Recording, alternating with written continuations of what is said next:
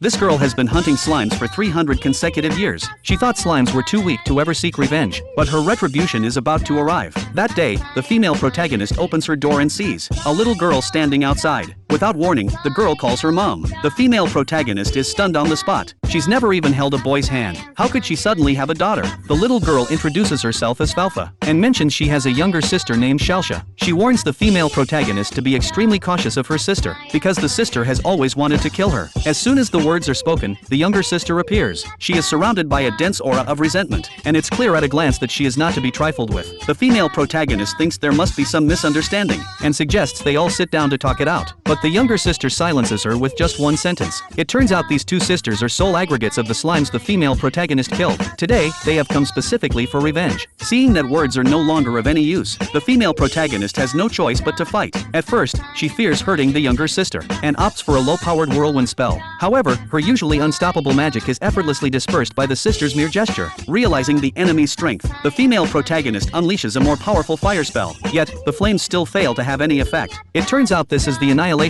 magic the younger sister spent 50 years mastering. The unique feature of this magic is that the smaller its target range, the greater its destructive power. To defeat the female protagonist, the sister narrowed the range of annihilation magic to target only her. Thus, even the max-level female protagonist is now no match for the sister. Faced with such an invincible enemy, the female protagonist chooses to flee without hesitation. However, the next moment, her flight magic is also nullified by the sister. It seems there truly is no escape now. But then the female protagonist reflects that she has already lived for 300 years. Even if she dies now, it's not a loss. So she stops resisting and smiles as she welcomes death. At the critical moment, her disciple, Laika, steps in front of her. Although the enemy seems unbeatable, to protect her master, Laika has no choice but to fight with everything she has. Unexpectedly, while the sister's magic is invincible against the female protagonist, it holds no power against anyone else. With a single strike, Laika knocks the sister unconscious. After waking up, the sister is still filled with resentment, but no matter how she waves her hands, she cannot cast any magic. It turns out the earlier battle completely drained her mana. Without several decades, she won't be able to use annihilation magic again. At this realization, the sister falls into despair. Then, the female protagonist consoles her.